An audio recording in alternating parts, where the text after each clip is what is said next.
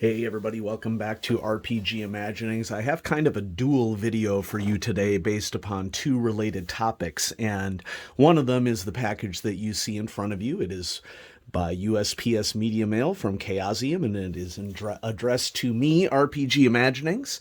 And so I want to do a little unboxing for all of you.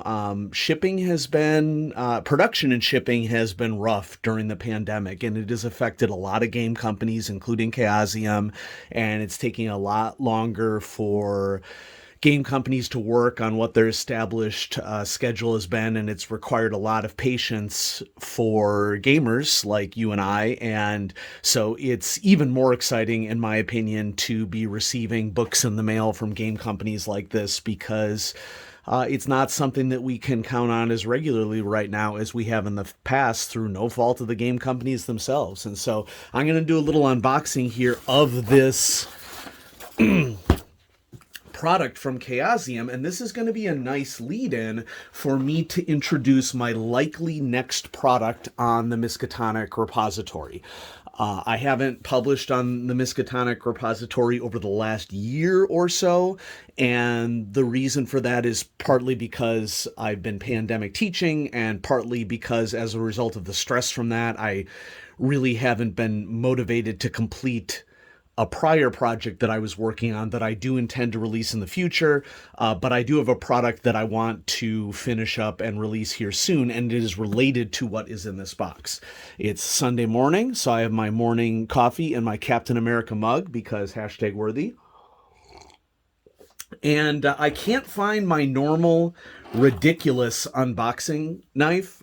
I must have moved it somewhere to do a project of some sort, so we're going to bust out the good old Swiss Army knife here that was nearby, and I will cut in to the box here. Now, as many of you who are followers of the channel know, the real beauty of Chaosium is that they are dedicated to make sure that you receive books in excellent condition. So these are double boxed.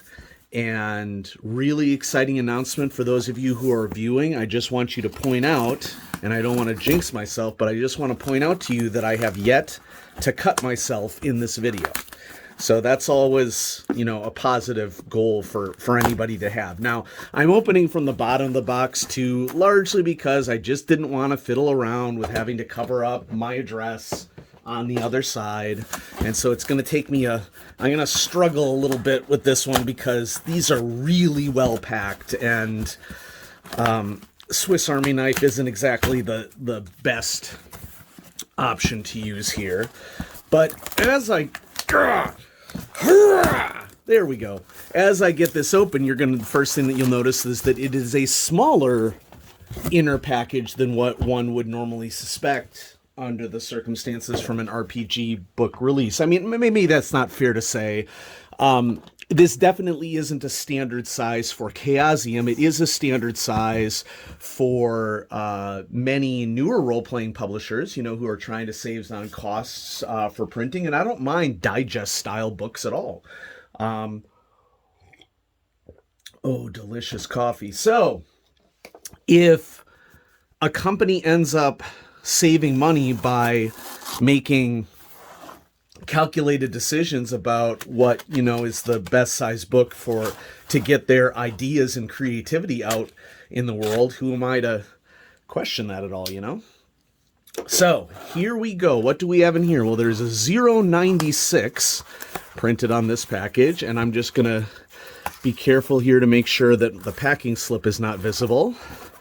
And we have, finally, in a leatherette hardcover, Keeper Tips, Collected Wisdom on Running Games for Call of Cthulhu's 40th anniversary. And it's shrink-wrapped. Okay, and so I do want to point out that the first part of this video, at least, is sponsored. And shout out to MOB at Chaosium, Michael O'Brien, for continuing to support our partnership. I am very grateful for it. I do not take it for granted in any way, shape, or form, because, I'm a small channel, but a passionate channel dedicated to Chaosium products, whether Call of Cthulhu or RuneQuest. I'm very excited about the Rivers of London RPG that is coming up for Chaosium as well. And so, Michael, thanks for sending this my way so that I can show my viewers what's going on with it. Okay, so shrink wrap off. Ooh, let's, since it's a smaller book, let's just zoom in a little bit here. I did a video about 3 or so months ago, maybe 3.5, I don't remember exactly when, showcasing the PDF of this book and helping people in the audience to see what was contained within. I had read the introduction. I'm going to link that video at the end of this video, so if you want to go back and see another chapter of the Keeper Tips book, I reviewed the chapter on sensitivity in that video, and we also read the introduction and looked over the table of contents. And so we'll check out another chapter in here. I want to be fair to Chaosium. And, my general rule is that I don't show more than about 10% of a book at a time because, folks, the idea here is, for you to get a little taste and then to consider buying the product. And I also will have a link in the description below of how you can buy this Keeper Tips book on the chaosium.com website, which always has the advantage of showing or including the PDF with any purchase of a book that you make. So on the back, we have the Chaosium Incorporated logo. That's cool. I like it when there's extra details on the back. And then this is what it's going to look like on your shelf. I like the small size of this in that it will fit on virtually any shelf. Sometime in the near future, I plan to do shelf videos, and my Call of Cthulhu collection shelf is swelling. I'm running out of space, I'll be honest with you. But anyway, let's get to this book, Keeper Tips, Collected Wisdom on Running Games. It is beautiful. The gold leaf on this is gorgeous. And we have sort of the classic Chaosium maroon that is featured in a lot of products. And the pages are very white. And so there's a big contrast between the cover on the outside and inside. This one is printed in Poland. Okay, and here's our contents page. Let's see. There we go. Keeper Tips, Collected Wisdom, our contents page with all the different chapters. Biographies of the authors at the end of the book. And we had read the introduction last time. And then we get started with the ground rules chapter and a nice little, what looks like pencil drawing of a skull with really sharp teeth. Love it. Let's go back to our table of contents here and decide what we're going to read. I'm not going to flip through the whole book for you, but I will read a chapter to you. This is a good day to unbox this because the product that I'm working on for the Miskatonic repository is related to Keeper Tips, and I'm excited to show that with you. So last time I did the sensitivity chapter, short chapter. This time I want to do the inclusivity chapter. And folks, this is my channel. I can do what I want. And I'm deliberately picking these two chapters because I think that they are really important aspects of gaming that we need to continue to be discussing. And so let's go ahead and go to chapter 11. And at the start of chapter 11, we have an arcane book of some sorts, a mythos tome, which has Nyarlathotep wrapped up in it, and various symbology, and what looks like a fish-like sigil, like of Dagon or something, on the cover of this book. So just a reminder, the idea behind this book is that this is a variety of authors that range, and creators that range anywhere from the beginning of Call of Cthulhu all the way up through current times. And so there's a list here at the beginning. Here's our credits list of who has vignettes in this book. And I commented in my last video that what I really like about this is the variety, because I think it's important for us to get a variety of voices in the hobby, and people who have different perspectives. And we have some very different perspectives here. I also like this book because it does not tell you who gave what comments.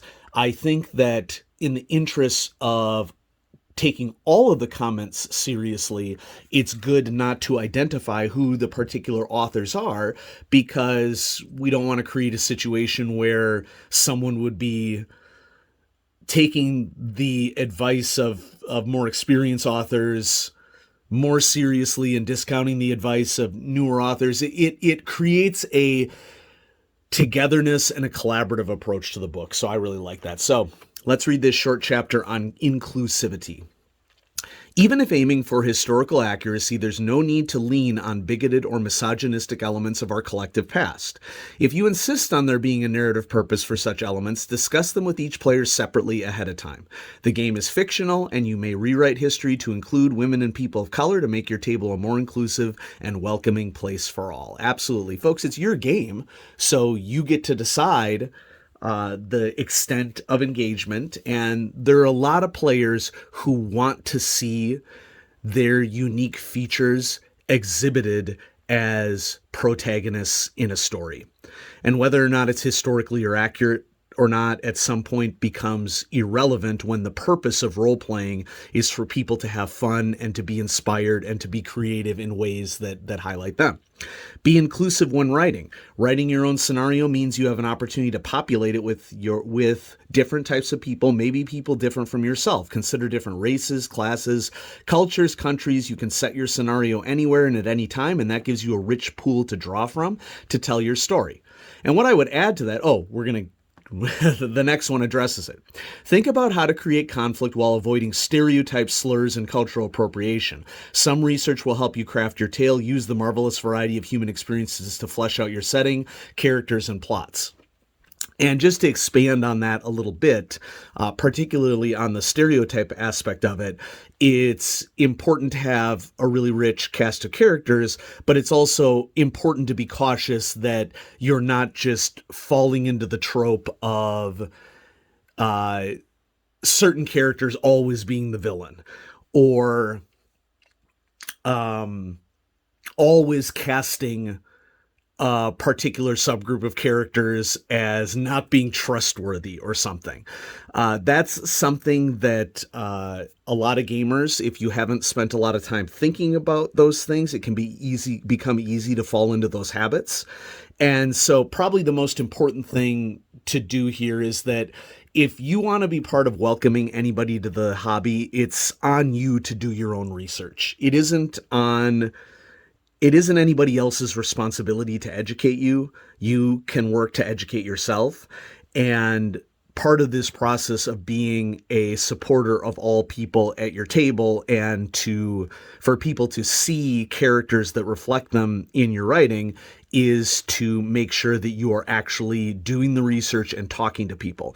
A scenario that I'll be coming out with on the Miskatonic repository sometime over the coming year, I don't know exactly when it's going to happen, features indigenous characters.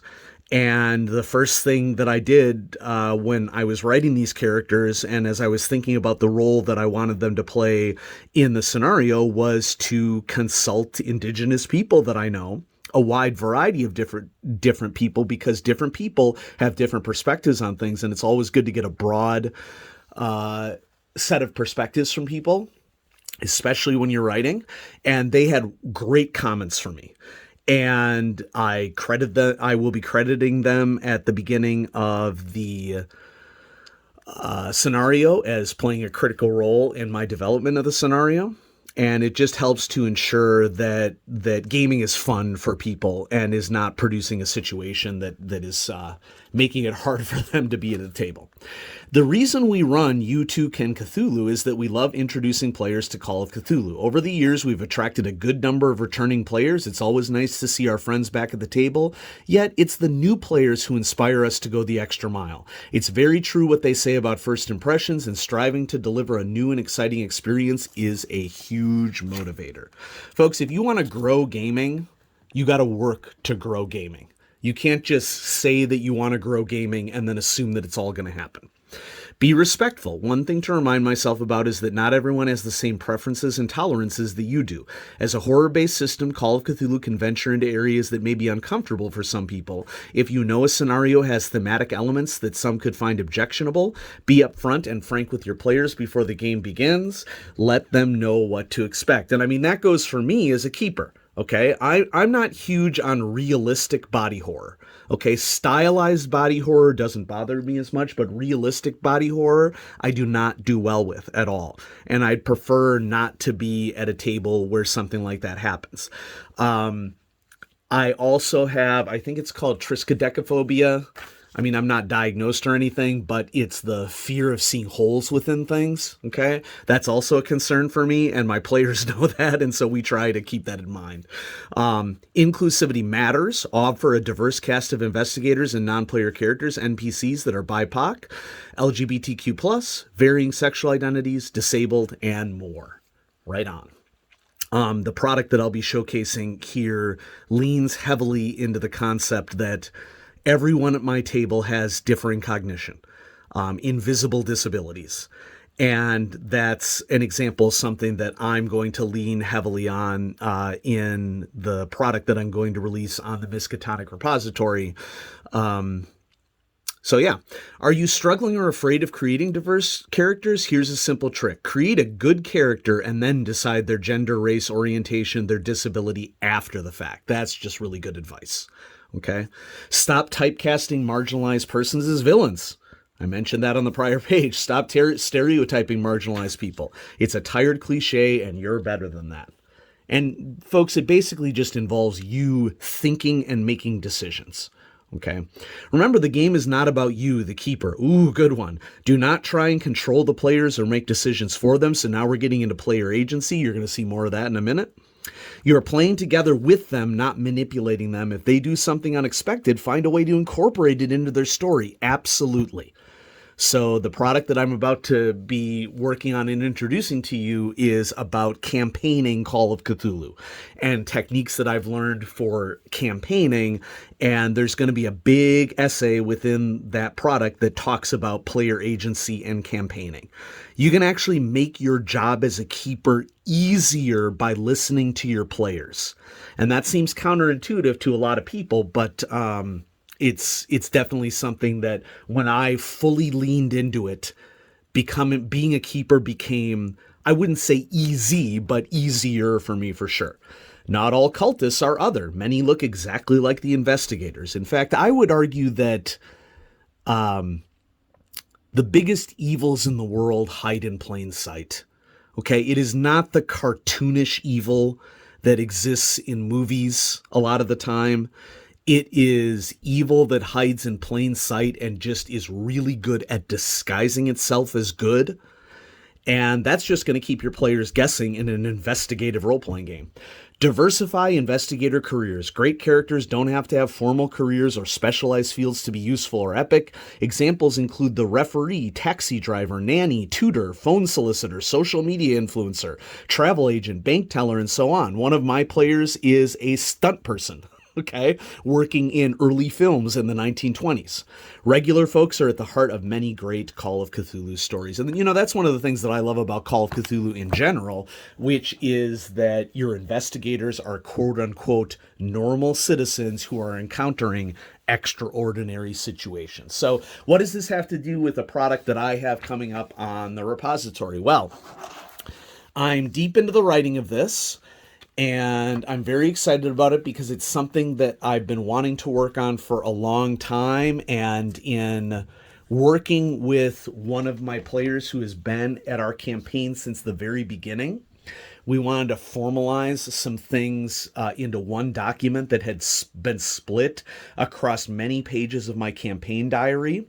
And that was a Mythos device, a technological device, weird tech that he had created for his character and that we have been continually creating and altering and incorporating as part of the game since the beginning of our campaign, and our campaign has now gone for 54 sessions.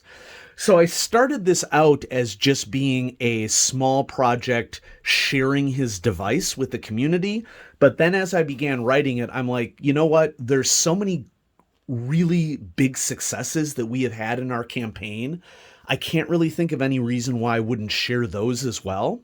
So this product is going to be essentially a series of essays, and then the mechanical aspects of it at the end will be how we made a recurring project for a character in a campaign that kept their character interesting and interested, had some interesting mechanical effects that didn't break the game or didn't change the spirit of the game, that had costs with it, and one of my players is working on artwork for it. But then I'll also include some suggested rules as to how it could be adapted from technical productions to artistic productions. I mean, if we think of Pickman's model as a classic H.P. Lovecraft scenario, I think it fully appropriate that an artistic investigator with the appropriate spell or spells could be developing and adding to a clay statue or a marble sculpture or a watercolor or oil painting, that as they create the art, they are weaving aspects of magic from the mythos into it and making it a useful object for them in some way, shape, or form. Now, this is not the finished starting page of this product, but you know, pretty close to the finalized version of it. I still have some editing to do. And so if you would like to pause the video, this is likely what will be displayed on the preview of the Miskatonic repository. So, you know, it's not like you aren't getting anything that wouldn't be able to be seen there. And so what I'm going to do here is I'm just going to, if at any point you want to pause the video and read through what's going to be part of the project, you can feel free to do that. So just move it up here so more text is displayed as we go along.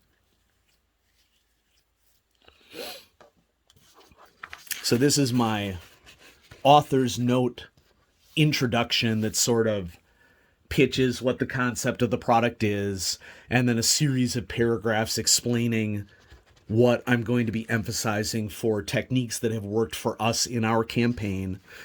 And, you know, the hope of this project is not to tell you how to run your game. The goal of this project is to describe some things that have worked for us, some premeditated decisions that we made in advance that I still hold were really, really good decisions. And then also some decisions that we made in situ that we just needed to have the courage to make changes and to focus on creativity of our story. And those changes that we made in situ made a huge difference as well.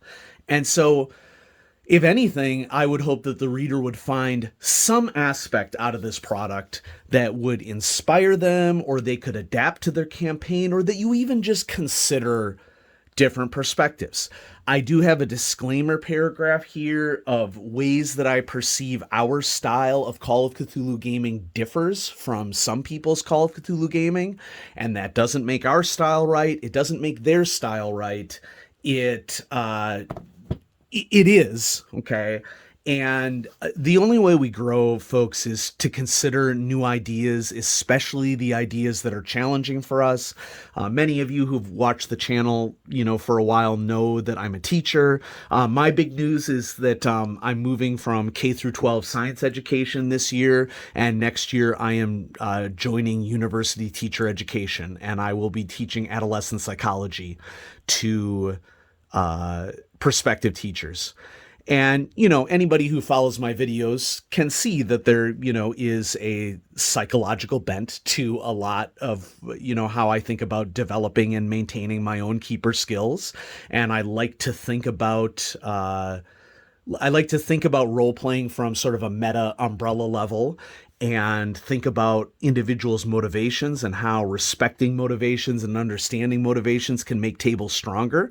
And, that's the philosophy behind this 40th anniversary book and part of the reason why I love it. And I'd encourage you to buy it if you're interested in considering aspects of how to be a better keeper.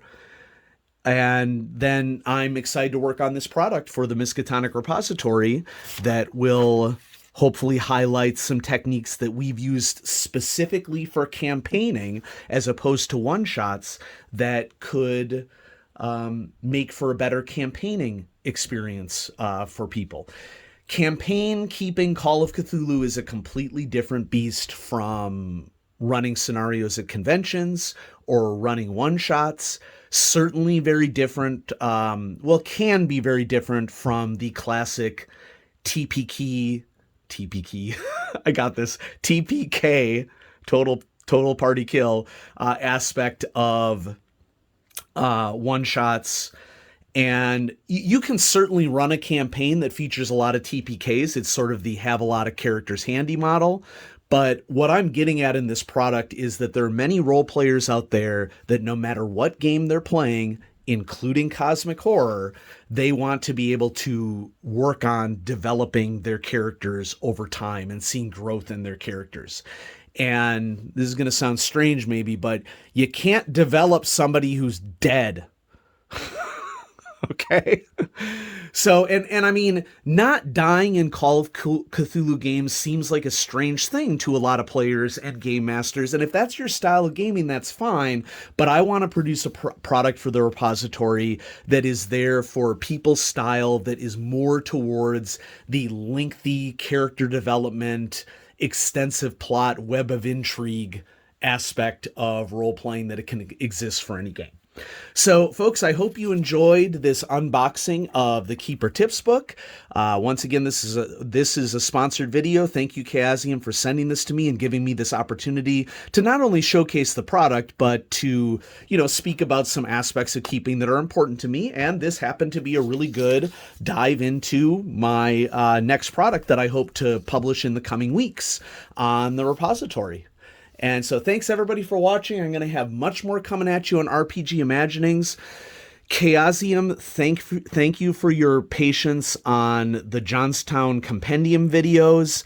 I'm reading carefully. That's why it's taking me longer to showcase some of the books that were sent to me. Thank you to Shoestone Publishing for the copy of Maganomia that was sent to me. Once again, I am reading carefully because whenever I do an overview of a book, I want to do it justice. I don't just want to show you things and not be able to communicate insights about it. So those videos are coming, okay? And I'm also going to work on finishing up the starter set RuneQuest Solo Quest adventure sometime soon. So there's lots of great stuff to look forward to on the channel. And thanks everybody for watching. Have a great day. Bye-bye.